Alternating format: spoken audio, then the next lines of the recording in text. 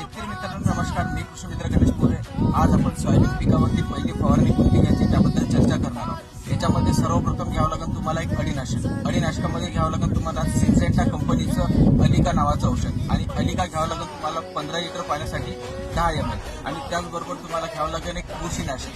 त्याच्यामध्ये तुम्ही रोको पावडर घेऊ शकता, त्याचबरोबर साफ पावडर घेऊ शकता.